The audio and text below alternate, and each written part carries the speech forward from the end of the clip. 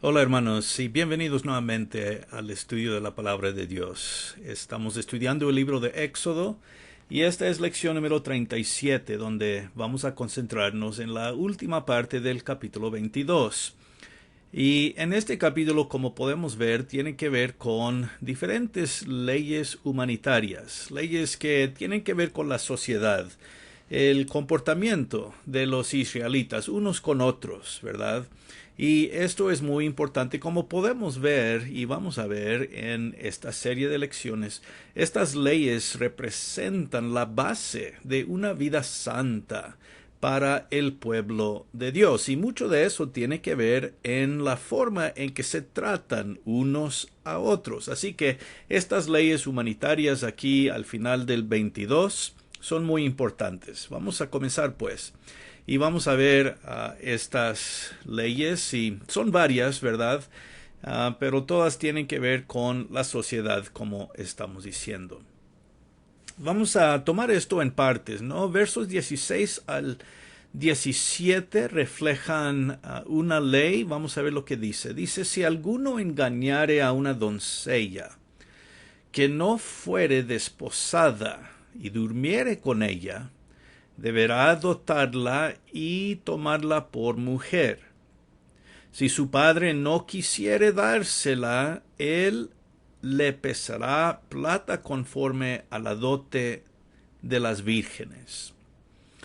Bueno, estos dos versos, 16 al 17, tratan la situación de un hombre que toma ventaja de una doncella, una señorita, una chica que no es casada y que no se ha dado para casarse con alguien. Es una joven, podemos decir, que todavía está en casa y alguien, un hombre, ha venido y ha tomado ventaja de ella, ha dormido con ella, se implica aquí relaciones sexuales, ¿verdad? Y pues, ¿qué pasa cuando eso sucede? Ahora, si la doncella era ya desposada, hay otras leyes que hablaban acerca de eso, pero esta ley tiene que ver con una señorita que no ha sido desposada, es decir, no ha sido dada a alguien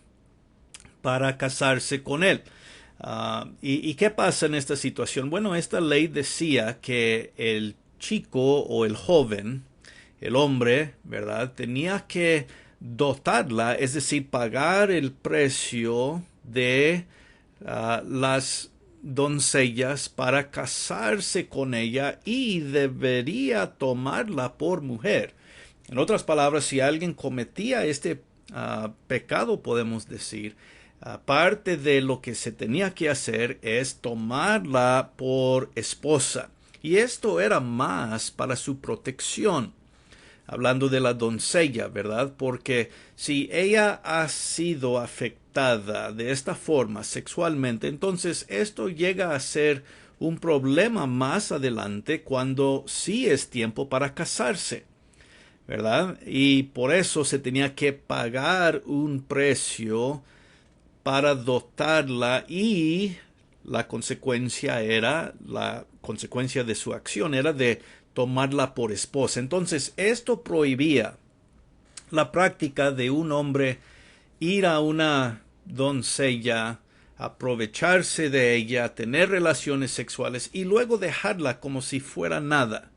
Esta ley decía, tienes que tomar responsabilidad por ella. Tú la amaste, ahora debes amarla por toda la vida. Es tu esposa, ¿verdad? Ahora, el verso 17 demuestra que puede haber la situación donde el padre de la doncella no quiere darla a tal hombre por esposa. Él cometió este agravio sobre ella, pero no sería lo mejor para casarse los dos. El padre podría decir, no, no te la voy a dar por esposa.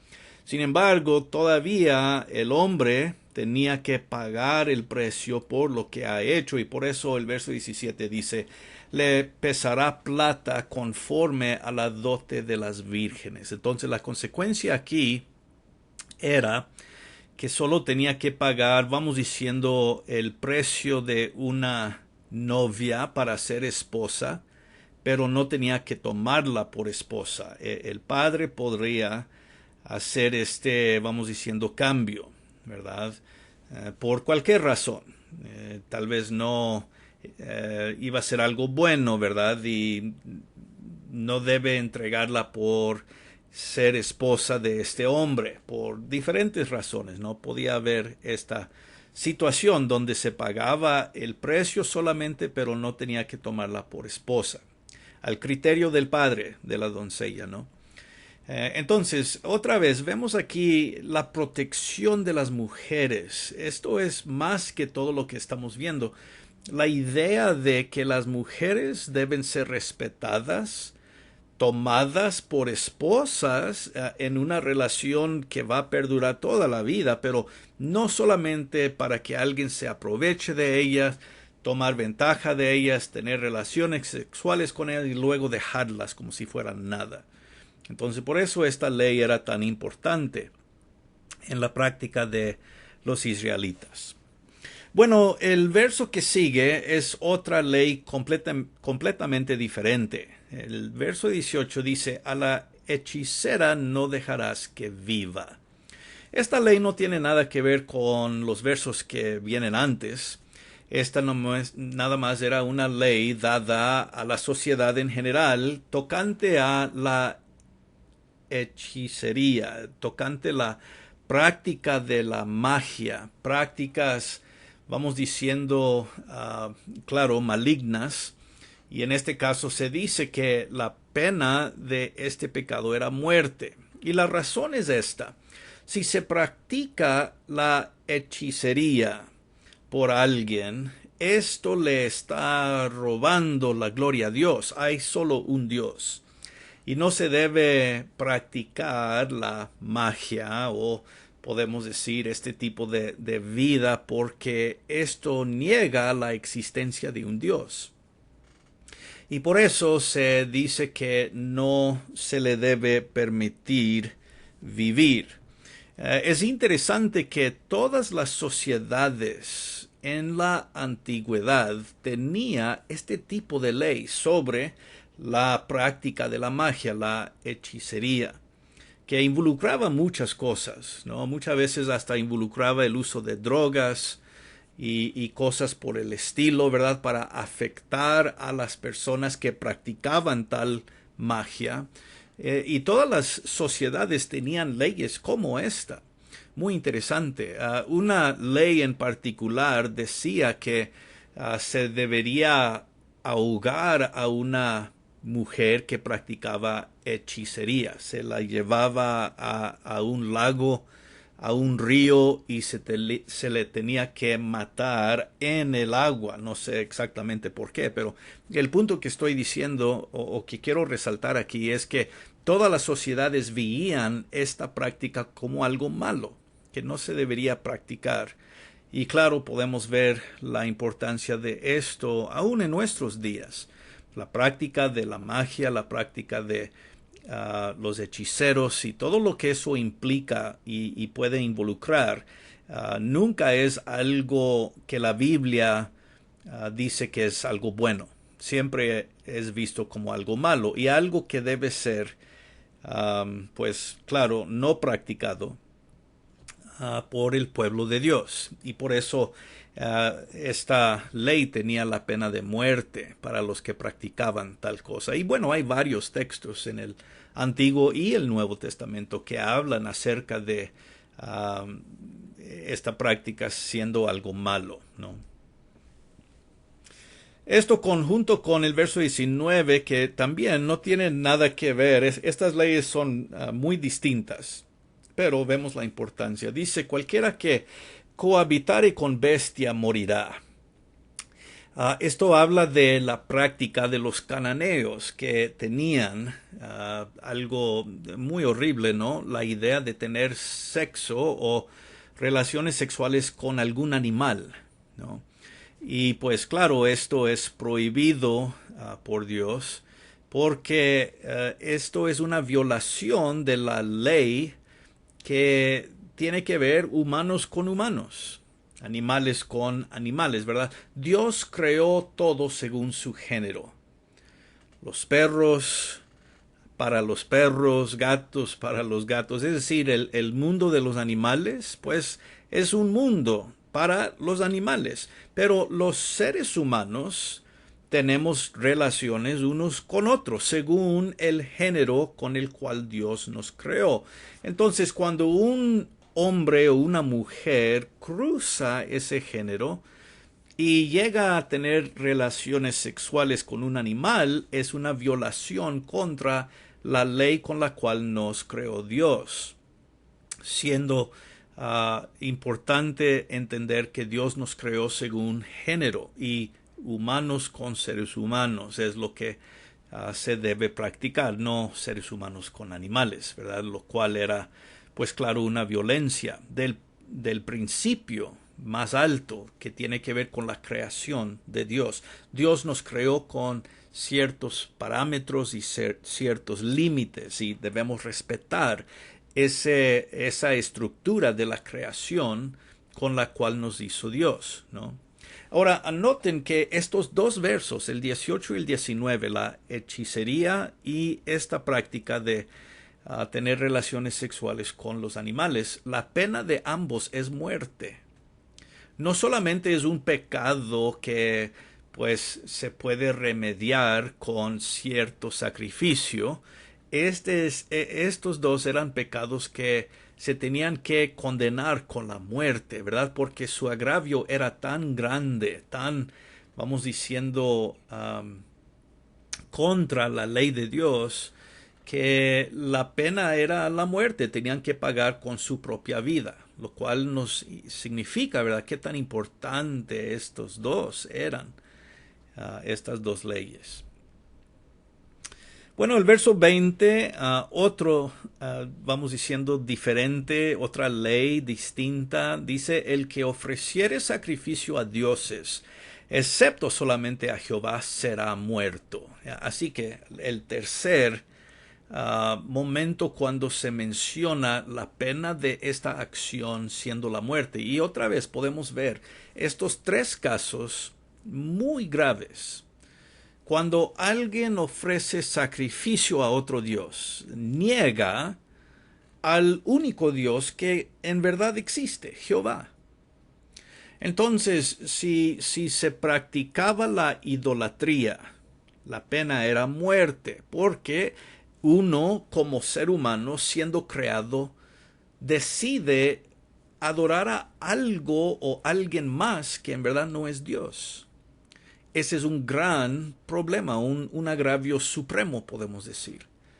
La práctica de la hechicería es también en esa misma categoría. La práctica de tener relaciones sexuales en la misma categoría, porque las tres niegan la creación de Dios, la existencia de Dios, la soberanía de Dios. Y por eso se decían estas leyes con tanta fuerza. No es solamente un pecado como cualquier otro, sino que ésta llevaba la condenación suprema, la muerte, por lo que era tan grave contra la persona de Dios y las leyes con las cuales Dios creó a este universo. Muy, muy importantes, por decirlo así.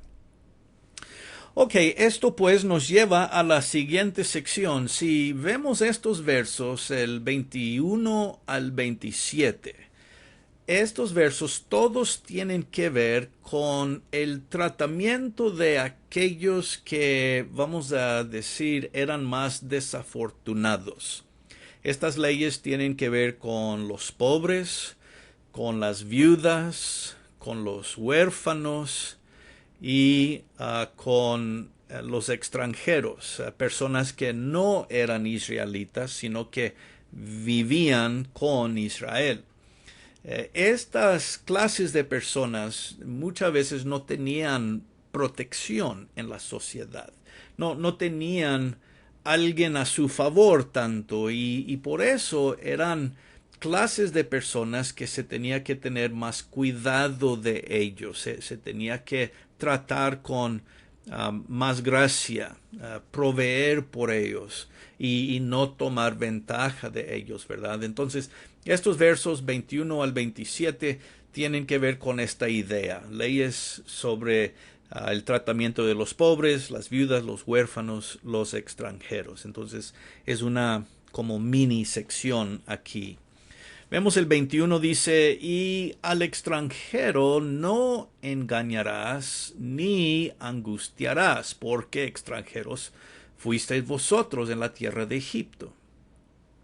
Entonces, las personas que vienen de afuera de Israel, para entrar en Israel, se deben tratar con un cuidado especial. Y vemos la base por esto, porque ustedes eran extranjeros. Saben cómo se siente ser extranjeros, ser personas en otro país que han sido maltratados. Entonces ustedes no deben maltratar a otros que están en la misma situación en la que estuvieron ustedes, ¿verdad? Y pues tiene mucho significado eso. Verso 22, ahora sí a las viudas y los huérfanos, dice, a ninguna viuda ni huérfano afligiréis, porque si tú llegas a afligirles y ellos clamaren a mí, ciertamente oiré su clamor, y mi furor se encenderá y os mataré a espada. Vuestras mujeres serán viudas y huérfanos vuestros hijos. Ahora, eso es muy interesante. Miremos cómo Dios dice, no debemos maltratar, afligir a viudas ni a huérfanos, porque estos han sufrido ya. La viuda ha perdido su esposo. Huérfanos han perdido sus padres. ¿Quién va a cuidar de ellos? ¿Quién va a proveer para ellos? No debemos, como una sociedad, imponerles más peso de lo que ya están cargando, porque han sufrido mucho. Y si ellos clamaren a mí, dice Jehová, yo voy a escuchar su clamor. Ahora, esa frase, escuchar, o cuando Dios dice, oiré su clamor, tiene mucho que ver con la situación de Israel cuando estaban en Egipto. Ellos clamaban a Jehová por su sufrimiento, Dios escuchó su clamor. Y aquí se dice exactamente lo mismo, ¿no? Dios va a escuchar y si Dios los escucha, Dios va a actuar en su favor. Y si ustedes, dice Dios, los han afligido, yo los voy a matar y sus mujeres entonces serán viudas y sus hijos van a ser huérfanos. Entonces, esta es la idea de no afectar a esta clase de personas que han sufrido mucho, porque si llegan a afligirles, Dios les va a hacer sufrir lo mismo, ¿no? Y claro, muy importante que se debe cuidar a estas clases de personas. Yo creo por eso en Santiago escuchamos que la religión más pura que hay es proveer por este tipo de personas, los desafortunados, los que han sufrido, los que no tienen nada o han perdido algo y alguien muy importante para cuidar de ellos, ¿verdad? Santiago dice que esta es la pura religión porque nos preocupamos por este tipo de persona en vez de afligirles, como dice aquí, ¿verdad?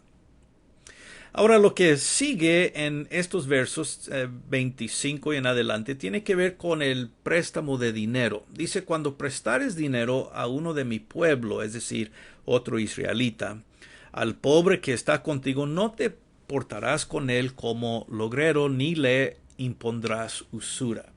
La idea es, si tú le prestas dinero a alguien, no debes tomar ventaja de ellos. Puedes cobrar interés, pero que no sea algo muy alto, que se aprovecha de la persona que tal vez necesita dinero.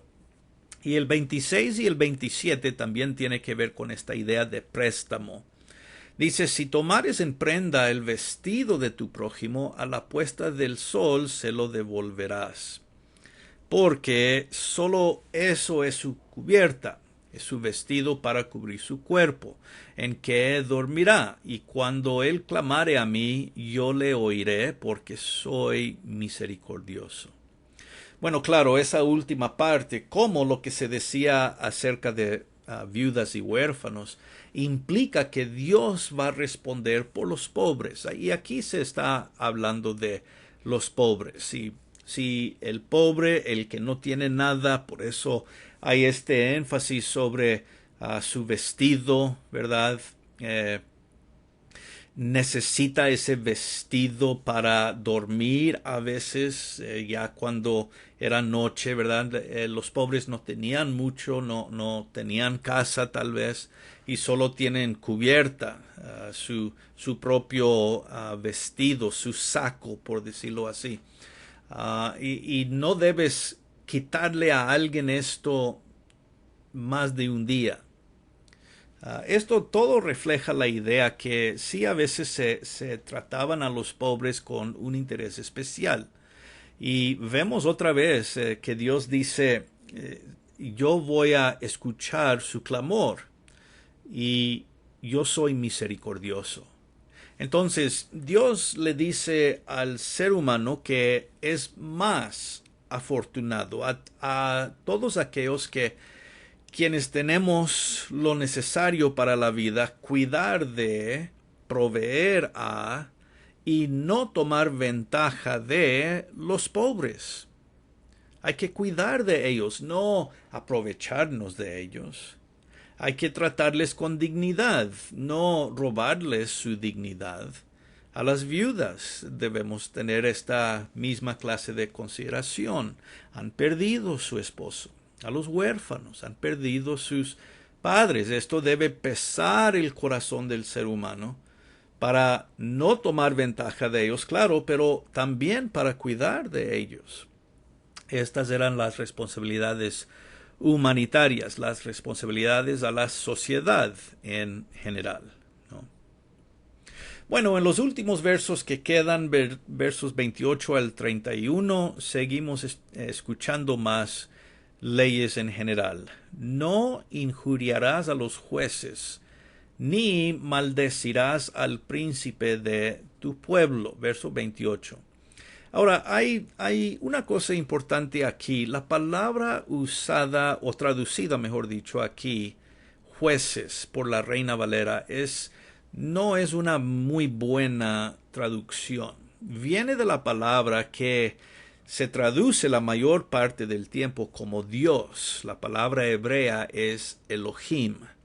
Elohim es uno de los nombres de Dios. Y a veces, dependiendo del contexto, también se puede traducir como se traduce aquí los jueces, hablando de, vamos diciendo, los jueces de una corte de ley. Pero aquí no es tanto la idea de jueces de una corte de ley, aquí se está hablando de no maldecir el nombre de Dios. Cualquier palabra, cualquier acción que podemos tomar que le quita a Dios algo de su gloria es prohibido bajo la ley israelita. Nunca debemos hacer nada, ni decir nada que le quita algo de la gloria de Dios. Dios es supremo sobre todas las cosas y todas las personas. Se debe mantener el nombre de Dios con la dignidad más alta que hay. Pues ¿quién es como Dios? Nadie. Entonces, cuidado en lo que dices de Dios y en lo que haces para que nunca le quites gloria a Dios. Y bueno, un principio muy semejante, se deben respetar las autoridades. Por eso la segunda parte de este verso, no maldecirás al príncipe de tu pueblo. Entonces, mejor traducción es nunca maldecir a Dios, quien es el supremo sobre todo y todos. Y no debes maldecir a los líderes de tu pueblo. Hay que mantener respeto para los que sirven en esa capacidad, ¿verdad? Ahora, verso 29, no demorarás la primicia de tu cosecha. Aquí se está hablando de la cosecha, ¿verdad? De las cosas que podemos ofrecer a Dios, ni de tu lagar, dice Dios, me darás el primogénito de tus hijos, lo mismo harás con él de tu buey, de tu oveja, 7 días estará con su madre, y el 8º día me lo darás. La idea es que lo primero de todo le pertenece a Dios, porque lo primero representa a todo lo que vendrá después. Si yo tengo una cosecha, por ejemplo, lo primero de mis cosechas se lo debo ofrecer a Dios, porque eso demuestra que Dios es responsable por toda mi cosecha. La razón por la que voy a tener una cosecha es porque Dios me ha bendecido. Entonces, este tipo de sacrificio que se daba, ofrenda mejor dicho, era para reconocer la bendición de Dios en mi vida. Lo mismo con los primogénitos de tus hijos. Si recordamos en el capítulo 3 o 4 de Éxodo, podemos recordar lo importante de los primogénitos, ¿verdad? Se podía pagar un precio para redimir a los primogénitos, pero la idea es, una vez más, que lo primero de todo le pertenece a Dios. Y por eso sigue con los animales.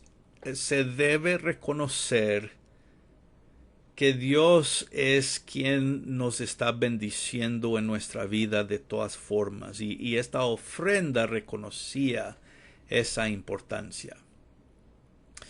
La base de todo esto, lo que hemos estado hablando, se ve en el verso 31. Dice, y me seréis varones santos. No comeréis carne destrozada por las fieras en el campo, a los perros la echaréis. La primera parte de este verso es muy importante porque refleja por qué se dan todas estas leyes. Porque ustedes van a ser santos para mí. Hay ciertas reglas y leyes que les ayudan a ser un pueblo santo. A Dios le importa que nosotros seamos santos en nuestra forma de vivir. Por eso Dios da esta ley, para que vivan una vida santa. Bueno, y la última parte del verso 31, no comeréis carne destrozada, porque, número 1, las fieras del campo eran animales que eran impuros. No eran limpios, ¿verdad? Y cuando un animal, una fiera del campo, mataba a un animal que sí era bueno, limpio para comer, se veía que ya no era limpio, y por eso se le tenía que echar esta carne a los perros. Los seres humanos no deberían comer esa carne, ¿no? Porque había sido destrozada por una fiera del campo, y esas fieras del campo eran impuras, no eran animales limpios según las leyes de los israelitas, ¿no? Bueno, yo sé, es una sección un poco más grande, más larga, porque hay varias leyes aquí, pero muy importantes, ¿no? Creo que reflejan principios buenos para nosotros. Vamos a aplicar algunas de estas cosas aquí al terminar. ¿Qué aprendemos para nosotros hoy de estas leyes? Bueno, número 1, refleja un principio muy importante. Los pecados sexuales llevan un precio que se debe pagar, y también otros sacrificios para limpieza del cuerpo humano. Los pecados sexuales, Dios espera que su pueblo sea santo en la relación de su cuerpo y cómo usa su cuerpo en el acto sexual. No se debe cruzar la creación que Dios ha hecho, personas con animales. Y si alguien va a tomar ventaja de una doncella en el acto sexual, hay precio que pagar, ¿verdad? En otras palabras, el acto sexual es algo en el que se debe representar la creación de Dios.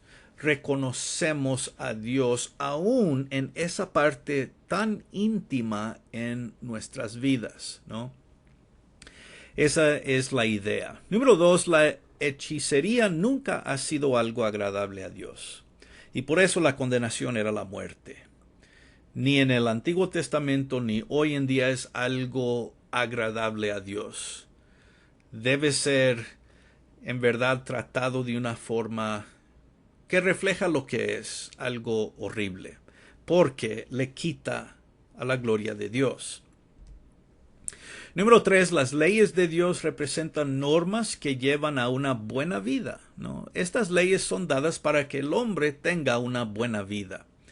Y el contrario de una vida santa, trae pecado. Lo contrario trae problemas. Y lo contrario trae ciertas consecuencias, ¿no? Así que debemos obedecer lo que Dios dice porque es para nuestro bien. Si vivimos de acuerdo de la palabra de Dios, vamos a tener una buena vida, como Dios lo define, no como lo define la sociedad. La sociedad va a tener definiciones que no son las leyes y definiciones de Dios. Pero cuando nosotros seguimos las leyes que Dios da, tenemos una buena vida.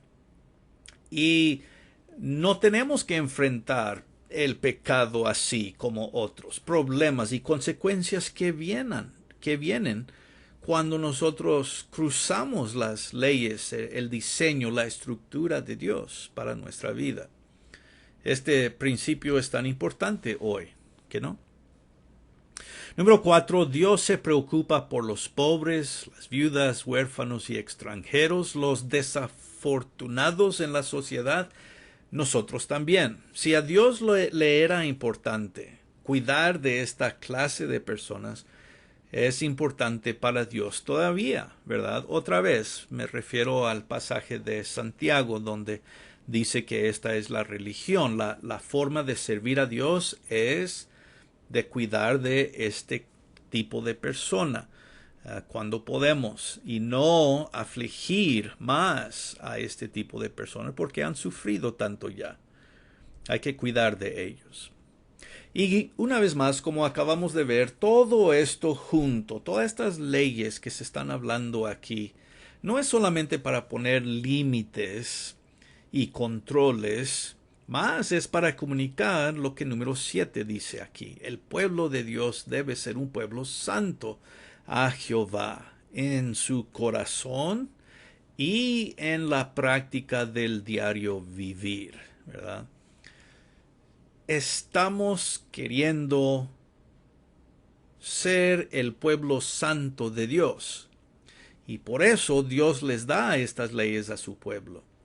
No para decirles todo lo que no pueden hacer, sino para decirles todo lo que deben hacer y sí, ciertas cosas que deben evitar para que no lleguen a cometer diferentes ofensas y agravios que van a tener problemas, que van a traer más sufrimiento, que van a traer todas estas consecuencias que ya hemos mencionado. Mejor ser un pueblo santo, vivir una vida santa, que agrada a Dios. Guardando estas leyes, logran ese principio para el pueblo de Israel, para nosotros también hoy en día. Así que, hermanos, esa es la lección para el día de hoy. Ciertamente yo creo una lección muy importante, ¿verdad? Porque son cosas que nos ayudan a ver la importancia de vivir una vida santa y agradable ante Dios. Bueno, vamos a dejar nuestro estudio aquí, hermanos. Espero que esto pues nos anime, nos sigue guiando en nuestro estudio de la palabra y para mejorar nuestra propia vida espiritual hoy en día. Hasta la próxima lección, que el Señor les bendiga, reciban un gran saludo, un gran abrazo, como siempre decimos, gracia y paz.